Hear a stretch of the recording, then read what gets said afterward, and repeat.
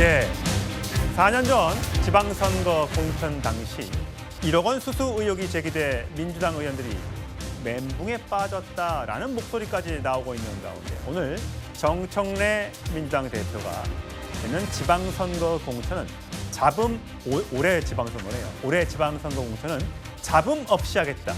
이런 얘기를 했습니다. 들어보시죠.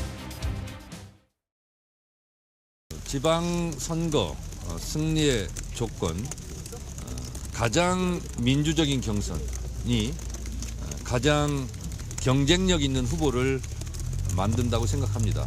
당원이 주인인 정당, 권리 당원이 전면적으로 공천 경선에 참여하는 그런 당원 주권 시대, 이것이 저는 첫 번째 조건이라고 생각하고, 공천 잡음 없는 공천혁명으로 선거혁명을 이룩하겠습니다.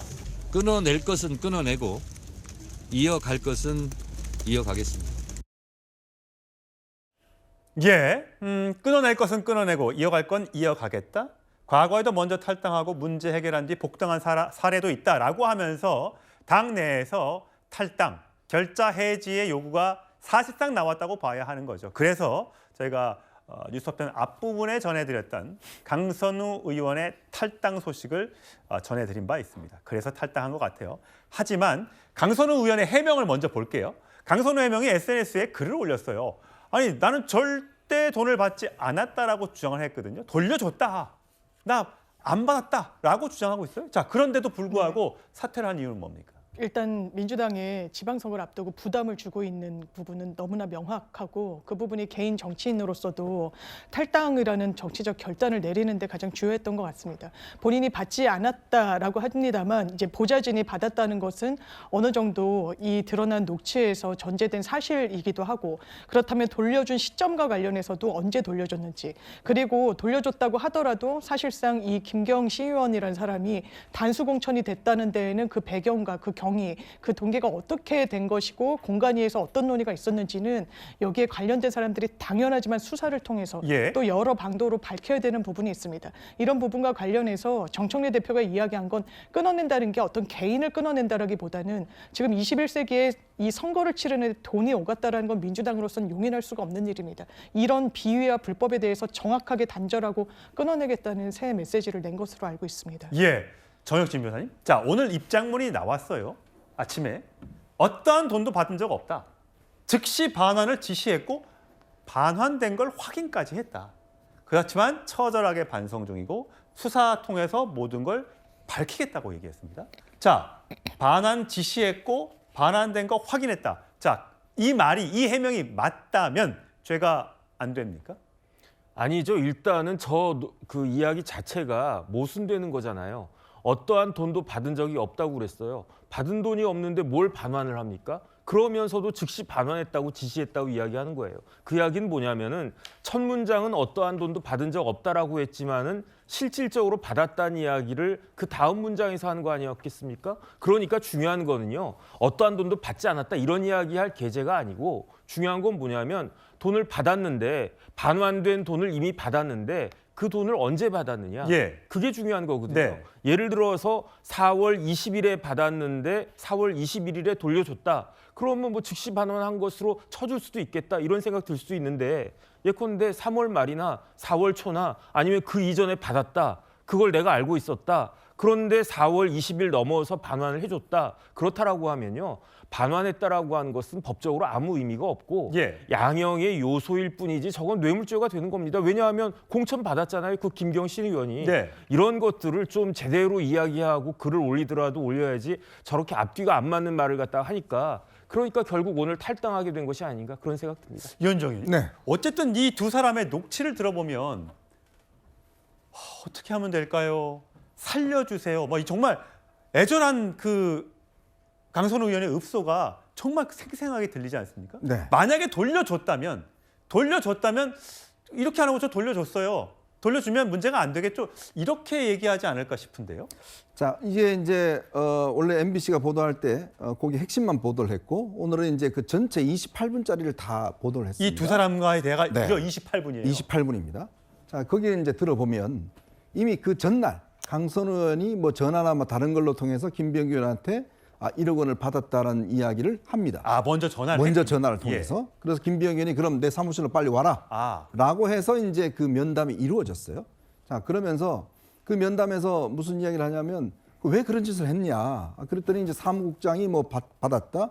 그리고 이제 공천 과정에서 김경 의원이 원래 거기 후보가 3명이었습니다. 예. 근데 이제 김경 시의원이 이 다주택으로 인해서 공천 탈락할 위기에 있었어요. 자, 그러면서 뭔가 기자회견을 하겠다라고 이야기를 했다는 거예요. 폭로. 그렇죠. 폭로를 하겠다는 거예요. 그러니까 본인이 이제 덜컥한 거죠. 왜냐하면 돈은 받았는데 공천 안 주면 기자회견에서 돈 줬다는 이야기를 하면 그럼 뭐 큰일 나는 거 아니겠습니까? 그래서 이제 상의를 하는 거예요. 그래서 김병기 의원은 이거 공천 못 줍니다. 이런 식으로 하면 안 됩니다. 예. 라고 이야기를 하고 빨리 변호사하고 상의하세요. 그리고 빨리 돈을 돌려주세요. 뭐 돈을 태워버리든지 뭐 이런 식으로까지 이야기를 해요. 예. 자, 근데 문제는 그 다음날 바로 김경 의원이 공천이 됐습니다. 그렇죠. 자, 김병기 의원은 간사입니다. 그럼 김병기 의원이 수차례 이야기를 해요. 나 이런 상황이 알면 이거 절대 공천 못합니다. 이거 바꿀 수 없습니다. 바꿀 수 없다는 이야기는 뭐냐면 이미 김경시 의원이 공천에 탈락했다는 사실을 바꿀 수 없다는 거예요. 그때 컷오프 유지라는 게 있었죠. 그렇죠. 컷오프 유지라는 이야기가 탑니다. 그럼 뭐냐면 이미 컷오프가 3명 중에 컷오프 됐다는 이야기예요. 근데 왜 갑자기 그러면 단수 공천이 됐죠? 자, 그런 의문이 있는 겁니다. 왜 김병기 의원은 간사하면서 나는 이런 사람 절대 공천 못 줍니다. 예. 라고 해놔놓고 그 다음날 왜 공천을 줬죠? 자, 이런 것에 대한 의문들. 그 다음에 강선우 의원이 돈을 바로 돌려줬다고 그러는데 자, 본인이 이야기한 것만 시점이 벌써 돈 받은 날, 그 다음날 상담을 하고 그런 돈이 벌써 며칠 지났잖아요. 예. 그러면 사무국장이 돈 받은 게 본인이 모를까요? 돈 준 사람이 사무국장한테만 당신만 알고 있으라고 돈 줄까요? 아니죠. 그 정도 돈 주는 정도면 직접 의원한테 이야기를 하고 그러니까 김경시 의원이 본인이 기자회견에서 이야기를 하겠다라고 하니까 겁이 나니까 이제 와서 상의를 한 거 아닌가. 자, 그렇다면 이 문제는 결국은 지금 이 강선 의원도 문제지만 그다음에 이거를 들었던 지금 김병기 전 원내대표가 과연 그러면 왜 그 다음날 이 문제에 대해서 이 사람을 공천 탈락 안 시키고 단수로 그것도 두 사람을 배제시킨 채 정말 특혜 공천을 준 것인지 저는 그 의문을 반드시 풀어야 된다는 생각이 듭니다. 최진봉 교수님은 일단 1억이 어디 있을까 하고요. 왜 김병기 전 원내대표는 단수 공천장을 주었을까요? 첫째, 돈이 어디 있는지 알 수가 없죠. 그건 수사기관이 밝혀낸다고 생각해요. 지금 어디 있는지를 알 수가 없어요. 뭐 돌려줬다 그러고 뭐 김경시 의원 그 사람은 아예 안 줬다면서. 안 줬다 그러고 이게 뭐 누구 말이 맞는지를 알 수 없어. 이거는 강제 수사를 통해서 수사기관이 찾아낸다고 생각합니다.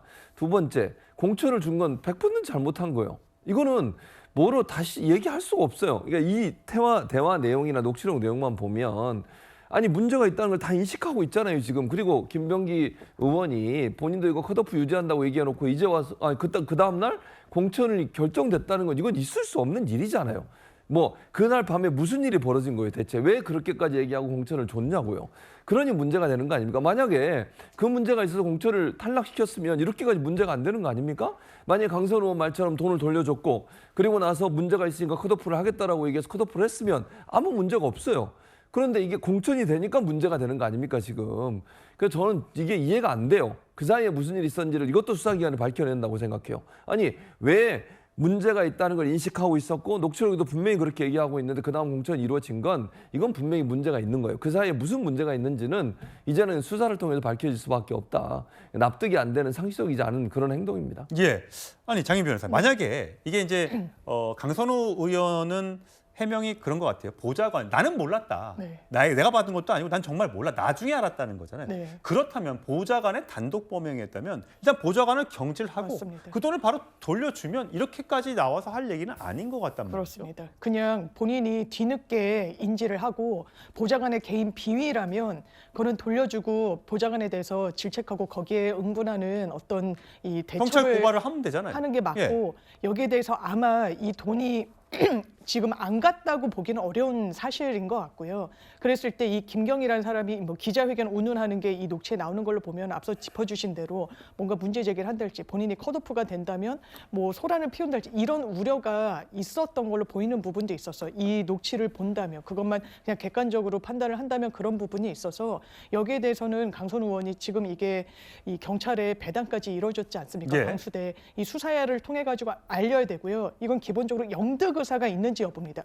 근데 검은 돈을 무슨 과일 바구니에 받아서 과일인 줄 알았는데 나중에 봤더니 돈이다. 빨리 예, 돌려주면 그건 처벌받지 않지만 이게 내가 한번 가져볼까라고 했다라고 객관적인 정황상 이게 입증이 된다면 이거는 뇌물죄로 의율될 수 있기 때문에 이 부분에 대해서는 이제 법리적인 항변 있을 것으로 보입니다.